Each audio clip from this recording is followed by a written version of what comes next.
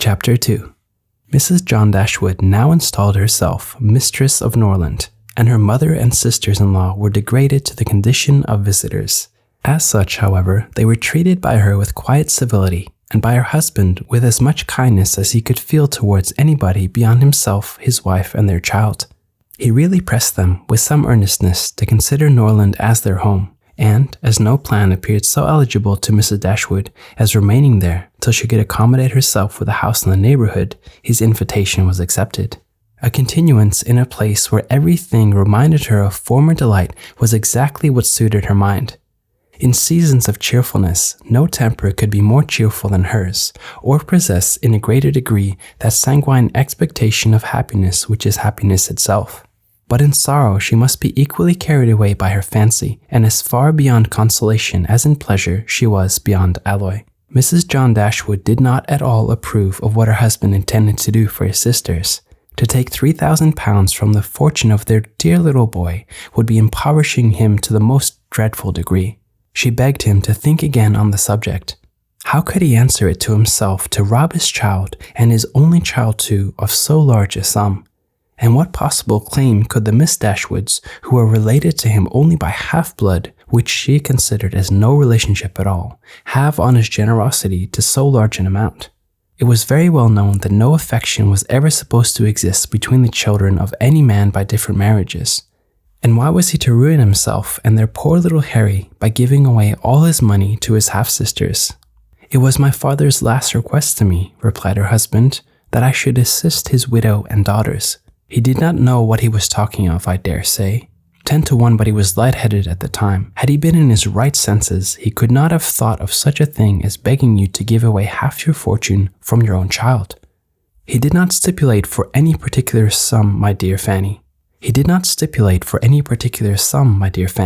He only requested me, in general terms, to assist them, and make their situation more comfortable than it was in his power to do.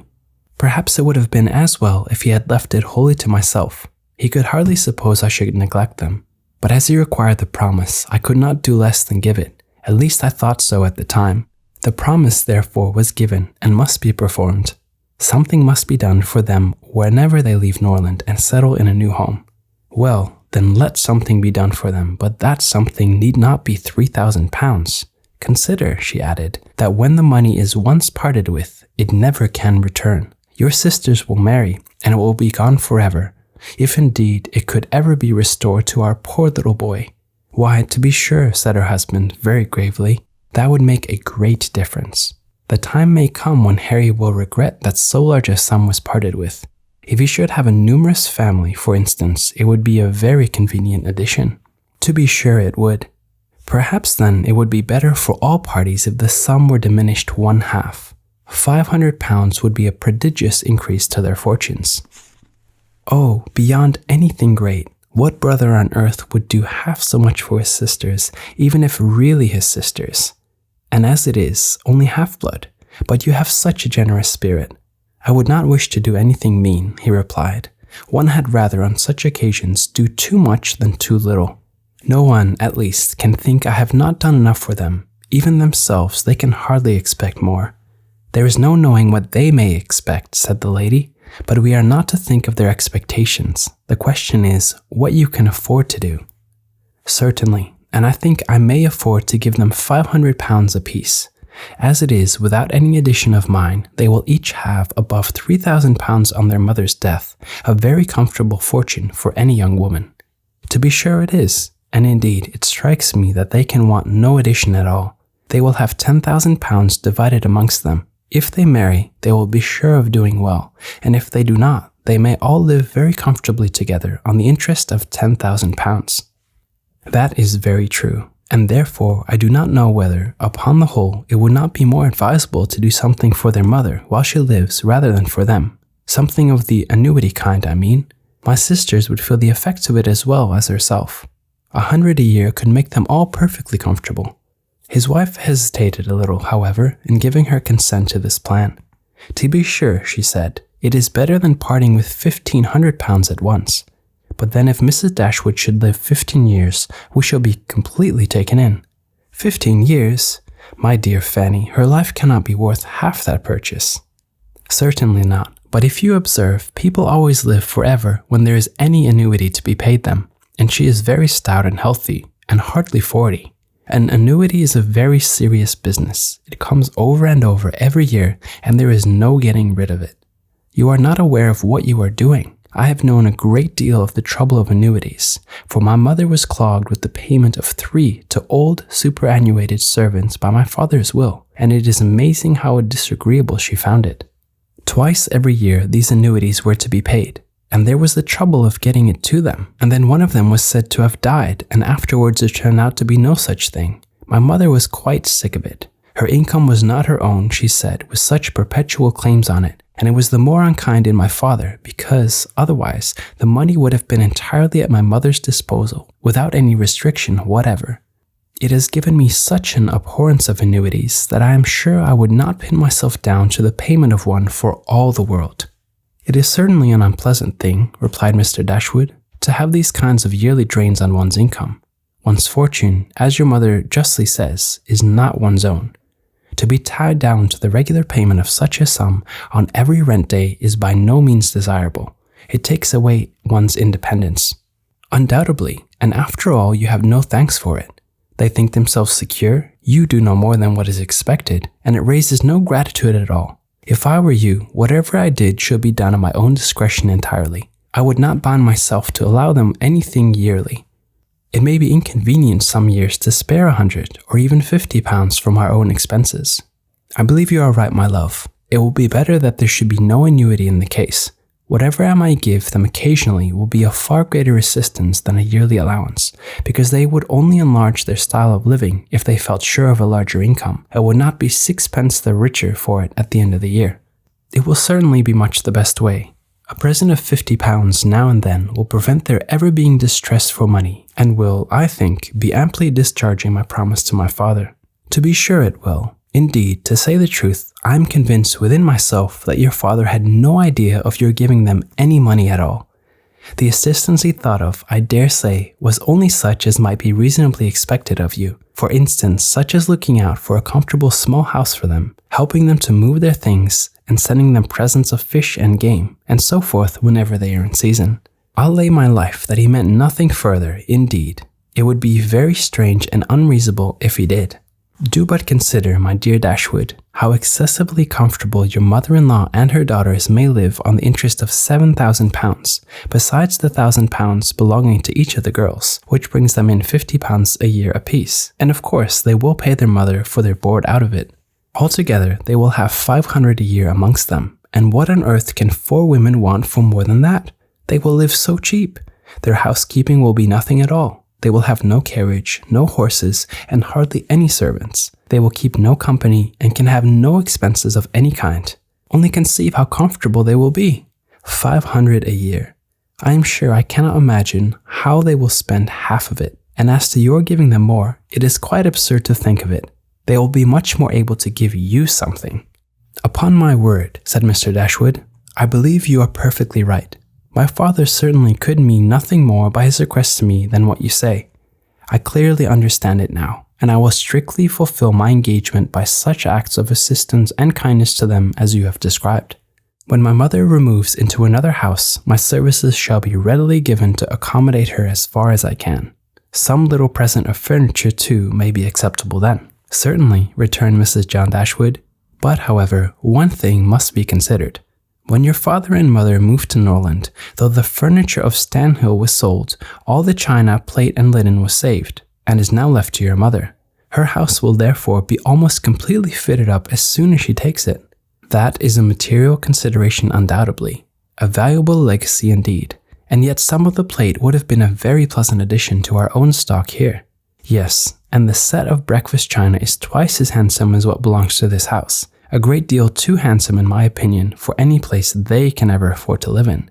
But however, so it is. Your father thought only of them. And I must say this, that you owe no particular gratitude to him, nor attention to his wishes, for we very well know that if he could, he would have left almost everything in the world to them.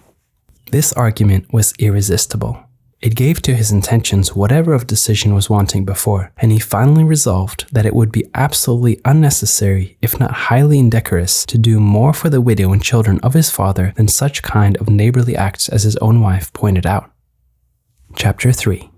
Mrs. Norwood remained at Norland several months, not from any disinclination to move when the sight of every well-known spot ceased to raise the violent emotion which it produced for a while. For when her spirits began to revive and her mind became capable of some other exertion than that of heightening its affliction by melancholy remembrances, she was impatient to be gone, and indefatigable in her inquiries for a suitable dwelling in the neighborhood of Norland, for to remove far from that beloved spot was impossible.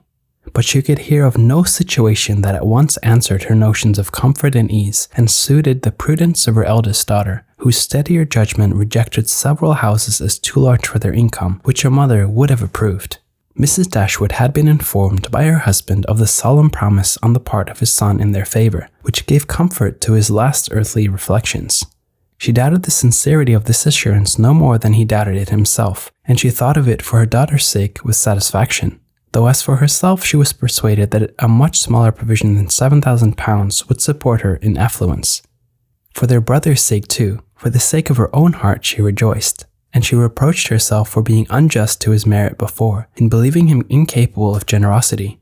His attentive behavior to herself and his sisters convinced her that their welfare was dear to him, and, for a long time, she firmly relied on the liberality of his intentions. The contempt which she had, very early in their acquaintance, felt for her daughter-in-law was very much increased by the farther knowledge of her character, which half a year's residence in her family afforded, and perhaps in spite of every consideration of politeness or maternal affection on the side of the former, the two ladies might have found it impossible to have lived together so long, had not a particular circumstance occurred to give still greater eligibility, according to the opinions of Mrs. Dashwood, to her daughter's continuance at Norland. This circumstance was a growing attachment between her eldest girl and the brother of Mrs. John Dashwood, a gentlemanlike and pleasing young man, who was introduced to their acquaintance soon after his sister's establishment at Norland, and who had since spent the greatest part of his time there. Some mothers might have encouraged the intimacy from motives of interest, for Edward Ferrars was the eldest son of a man who had died very rich, and some might have repressed it from motives of prudence. For, except a trifling sum, the whole of his fortune depended on the will of his mother. But Mrs. Dashwood was alike uninfluenced by either consideration. It was enough for her that he appeared to be amiable, that he loved her daughter, and that Eleanor returned the partiality. It was contrary to every doctrine of hers that difference of fortune should keep any couple asunder who were attracted by resemblance of disposition. It was contrary to every doctrine of hers that difference of fortune should keep any couple asunder who were attracted by resemblance of disposition, and that Eleanor's merit should not be acknowledged by everyone who knew her, was to her comprehension impossible. Edward Ferrars was not recommended to their good opinion by any peculiar graces of person or address. He was not handsome, and his manners required intimacy to make them pleasing. He was too diffident to do justice to himself, but when his natural shyness was overcome, his behavior gave every indication of an open, affectionate heart. His understanding was good, and his education had given it solid improvement, but he was neither fitted by abilities nor disposition to answer the wishes of his mother and sister, who longed to see him distinguished as they hardly knew what. They wanted him to make a fine figure in the world in some manner or other. His mother wished to interest him in political concerns, to get him into Parliament, or to see him connected with some of the great men of the day. Mrs. John Dashwood wished it likewise, but in the meanwhile, till one of these superior blessings could be attained, it would have quieted her ambition to see him driving a barouche. Edward had no turn for great men or barouches. All his wishes centered in domestic comfort and the quiet of a private life. Fortunately, he had a younger brother who was more promising. Edward had been staying several weeks in the house before he engaged much of Mrs. Dashwood's attention, for she was, at that time, in such affliction as rendered her careless of surrounding objects. She saw only that he was quiet and unobtrusive, and she liked him for it. He did not disturb the wretchedness of her mind by ill-timed conversation. She was first called to observe and approve him farther by a reflection which Eleanor chanced one day to make on the difference between him and his sister. It was a contrast which recommended him most forcibly to her mother. "It is enough," said she, "to say that he is unlike Fanny is enough. It implies everything amiable. I love him already. "I think you will like him," said Eleanor, "when you know more of him." "Like him," replied her mother with a smile, "I can feel no sentiment of approbation inferior to love. You may esteem him. I have never yet known what it was to separate esteem and love." Mrs. Dashwood now took pains to get acquainted with him. Her manners were attaching and soon banished his reserve.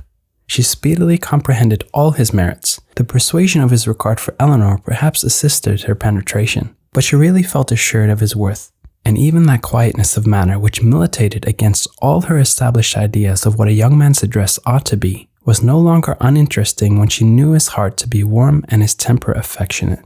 No sooner did she perceive any symptom of love in his behavior to Eleanor than she considered their serious attachment as certain, and looked forward to their marriage as rapidly approaching. "In a few months, my dear Marianne," said she, "Eleanor will in all probability be settled for life. We shall miss her, but she will be happy." "Oh, Mamma, how shall we do without her?" "My love, it will be scarcely a separation. We shall live within a few miles of each other and shall meet every day of our lives. You will gain a brother, a real affectionate brother. I have the highest opinion in the world of Edward's heart. But you look grave, Marianne. Do you disapprove your sister's choice?"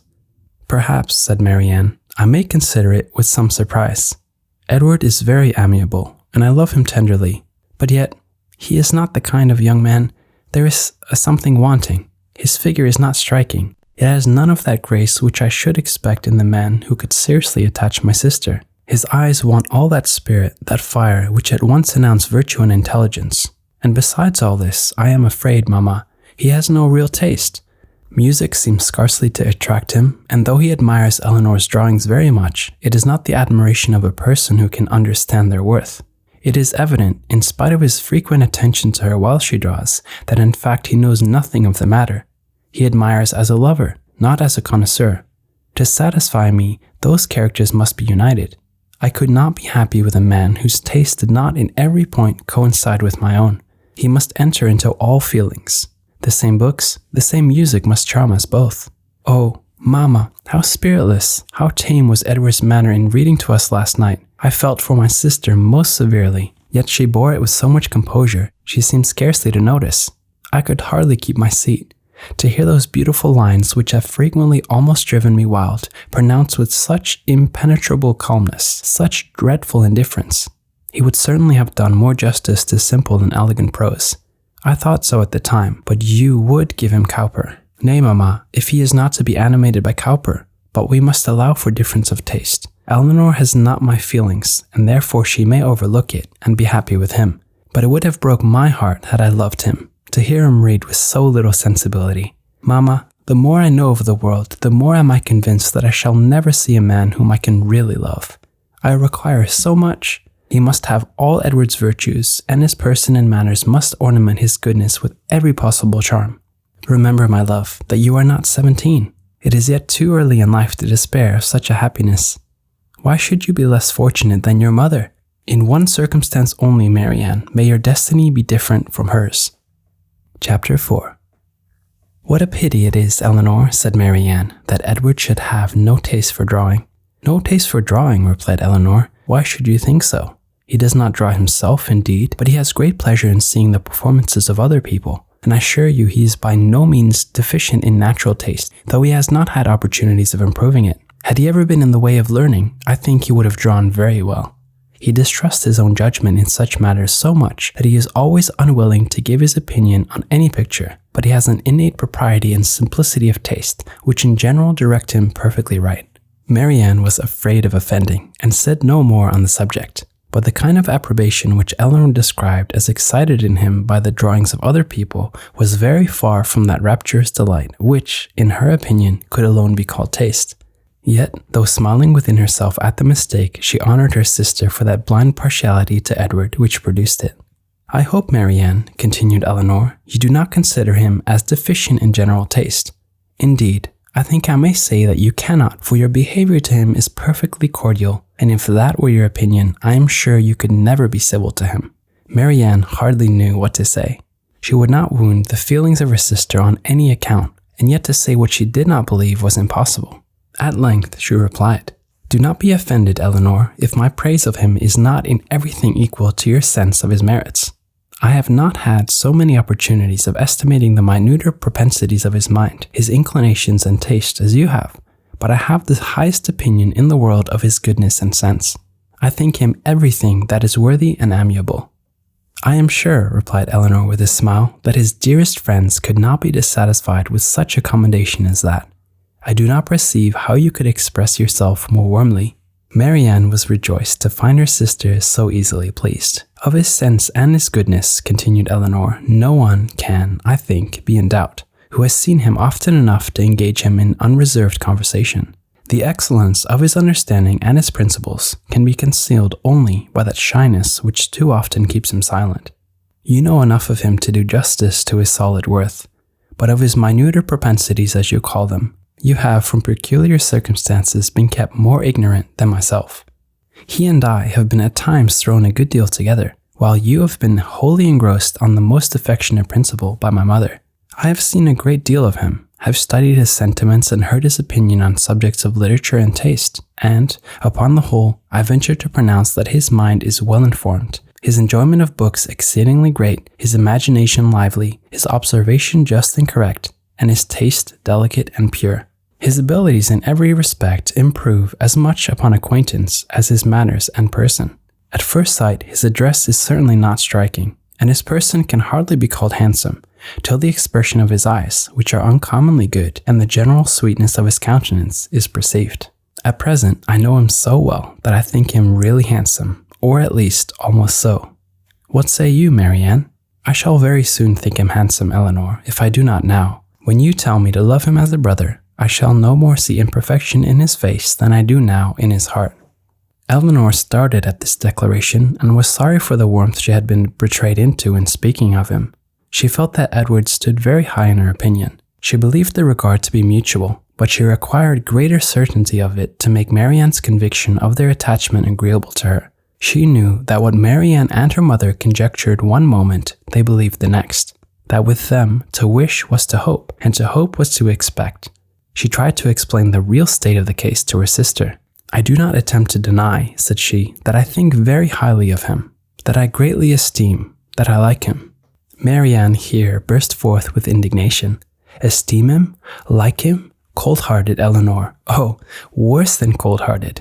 Ashamed of being otherwise. Use those words again, and I will leave the room this moment." Eleanor could not help laughing. "Excuse me," said she, "and be assured that I meant no offense to you by speaking in so quiet a way of my own feelings. Believe them to be stronger than I have declared. Believe them, in short, to be such as his merit, and the suspicion, the hope of his affection for me may warrant without imprudence or folly. But farther than this you must not believe. I am by no means assured of his regard for me. There are moments when the extent of it seems doubtful. Until his sentiments are fully known, you cannot wonder at my wishing to avoid any encouragement of my own partiality, by believing or calling it more than it is. In my heart I feel little, scarcely any doubt of his preference. But there are other things to be considered besides his inclination. He is very far from being independent. What his mother really is, we cannot know. But from Fanny's occasional mention of her conduct and opinions, we have never been disposed to think her amiable. And I am very much mistaken if Edward is not himself aware that there would be many difficulties in his way if he were to wish to marry a woman who had not either a great fortune or high rank." Marianne was astonished to find how much the imagination of her mother and herself had outstripped the truth. "And you really are not engaged to him," said she, "yet it certainly soon will happen, but two advantages will proceed from this delay. I shall not lose you so soon, and Edward will have greater opportunity of improving that natural taste for your favorite pursuit which must be so indispensably necessary to your future felicity. Oh, if he should be so far stimulated by your genius as to learn to draw himself, how delightful it would be." Eleanor had given her real opinion to her sister. She could not consider her partiality for Edward in so prosperous a state as Marianne had believed it. There was, at times, a want of spirits about him which, if it did not denote indifference, spoke of something almost as unpromising. A doubt of her regard, supposing him to feel it, need not give him more than inquietude. It would not be likely to produce that dejection of mind which frequently attended him. A more reasonable cause might be found in the dependent situation which forbade the indulgence of his affection. She knew that his mother neither behaved to him so as to make his home comfortable at present, nor to give him any assurance that he might form a home for himself without strictly attending to her views for his aggrandizement.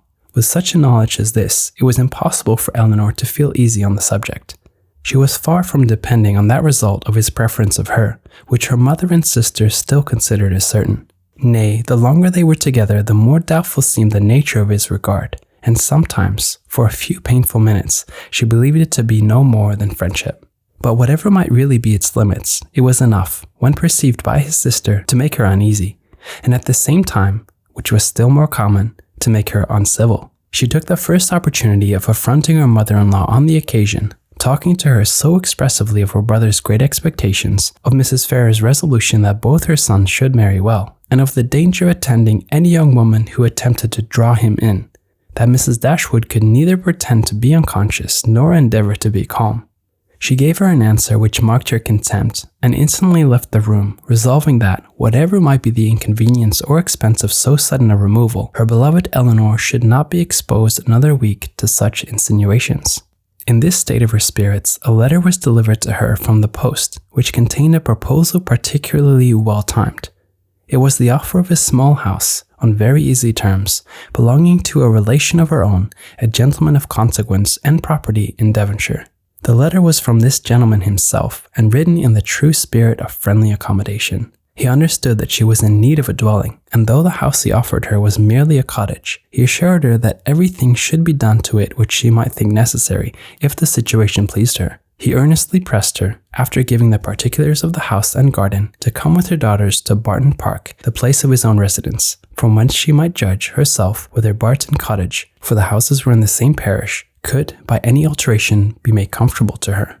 He seemed really anxious to accommodate them, and the whole of his letter was written in so friendly a style as could not fail of giving pleasure to his cousin, more especially at a moment when she was suffering under the cold and unfeeling behavior of her near connections. She needed no time for deliberation or inquiry. Her resolution was formed as she read. The situation of Barton, in a county so far distant from Sussex as Devonshire, which but a few hours before would have been a sufficient objection to outweigh every possible advantage belonging to the place, was now its favorite recommendation.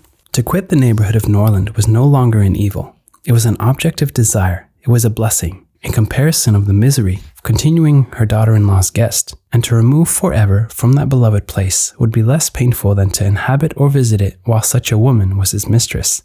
She instantly wrote Sir John Middleton her acknowledgments of his kindness, and her acceptance of his proposal, and then hastened to shew both letters to her daughters, that she might be secure of their approbation before her answer was sent. Eleanor had always thought it would be more prudent for them to settle at some distance from Norland than immediately amongst their present acquaintance. On that head, therefore, it was not for her to oppose her mother's intention of removing into Devonshire. The house, too, as described by Sir John, was on so simple a scale, and the rent so uncommonly moderate, as to leave her no right of objection on either point, and, therefore, though it was not a plan which brought any charm to her fancy, though it was a removal from the vicinity of Norland beyond her wishes, she made no attempt to dissuade her mother from sending her letter of acquiescence. Chapter 5. No sooner was her answer dispatched than Mrs. Dashwood indulged herself in the pleasure of announcing to her son-in-law and his wife that she was provided with a house, and should incommode them no longer than till everything were ready for inhabiting it. They heard her with surprise. Mrs. John Dashwood said nothing, but her husband civilly hoped that she would not be settled far from Norland. She had great satisfaction in replying that she was going into Devonshire. Edward turned hastily towards her on hearing this, and, in a voice of surprising concern, which required no explanation to her, repeated, "Devonshire? Are you indeed going there? So far from hence? And to what part of it?" She explained the situation. It was within 4 miles northward of Exeter. "It is but a cottage," she continued, "but I hope to see many of my friends in it. A room or two can easily be added, and if my friends find no difficulty in traveling so far to see me, I am sure I will find none in accommodating them." She concluded with a very kind invitation to Mr. and Mrs. John Dashwood to visit her at Barton, and to Edward she gave one with still greater affection. Though her late conversation with her daughter-in-law had made a resolve on remaining at Norland no longer than was unavoidable, it had not produced the smallest effect on her in that point to which it principally tended. To separate Edward and Eleanor was as far from being her object as ever, and she wished to shew Mrs. John Dashwood by this pointed invitation to her brother how totally she disregarded her disapprobation of the match.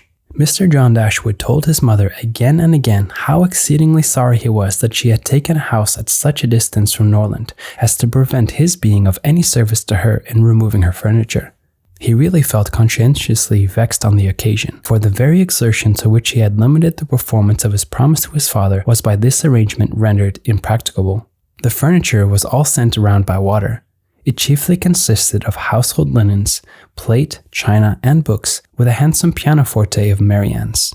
Mrs. John Dashwood saw the packages depart with a sigh. She could not help feeling it hard that as Mrs. Dashwood's income would be so trifling in comparison with their own, she should have any handsome article of furniture. Mrs. Dashwood took the house for a 12-month. It was ready furnished, and she might have immediate possession. No difficulty arose on either side in the agreement, and she waited only for the disposal of her effects at Norland and to determine her future household before she set off for the West. And this, as she was exceedingly rapid in the performance of everything that interested her, was soon done. The horses which were left to her by her husband had been sold soon after his death, and an opportunity now offering of disposing of her carriage, she agreed to sell that likewise at the earnest advice of her eldest daughter. For the comfort of her children, had she consulted only her own wishes, she would have kept it, but the discretion of Eleanor prevailed. Her wisdom, too, limited the number of their servants to 3, 2 maids and a man, with whom they were speedily provided from amongst those who had formed their establishment at Norland. The man and one of the maids were sent off immediately into Devonshire to prepare the house for their mistress's arrival. For as Lady Middleton was entirely unknown to Mrs. Dashwood, she preferred going directly to the cottage to being a visitor at Barton Park. And she relied so undoubtingly on Sir John's description of the house as to feel no curiosity to examine it herself till she entered it as her own. Her eagerness to be gone from Norland was preserved from diminution by the evident satisfaction of her daughter-in-law in the prospect of her removal, a satisfaction which was but feebly attempted to be concealed under a cold invitation to her to defer her departure. Now was the time when her son-in-law's promise to his father might with particular propriety be fulfilled. Since he had neglected to do it on first coming to the estate, their quitting his house might be looked on as the most suitable period for its accomplishment, but Mrs. Dashwood began shortly to give over every hope of the kind, and to be convinced, from the general drift of his discourse, that his assistance extended no farther than their maintenance for 6 months at Norland. He so frequently talked of the increasing expenses of housekeeping and of the perpetual demands upon his purse, which a man of any consequence in the world was beyond calculation exposed to, that he seemed rather to stand in need of more money himself than to have any design of giving money away. In a very few weeks from the day which brought Sir John Middleton's first letter to Norland, everything was so far settled in their future abode as to enable Mrs. Dashwood and her daughters to begin their journey. Many were the tears shed by them in their last adieus to a place so much beloved. "Dear, dear Norland," said Marianne, as she wandered alone before the house on the last evening of their being there, "when shall I cease to regret you? When learn to feel a home elsewhere? Oh, happy house, could you know what I suffer in now viewing you from this spot, from where perhaps I may view you no more?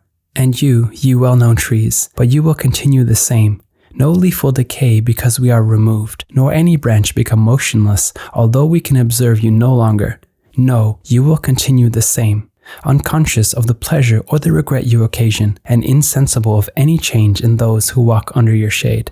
But who will remain to enjoy you?" Alright friends, that concludes the first 5 chapters. I super hope you enjoyed the listening, and let me know in the comments what you think of the book.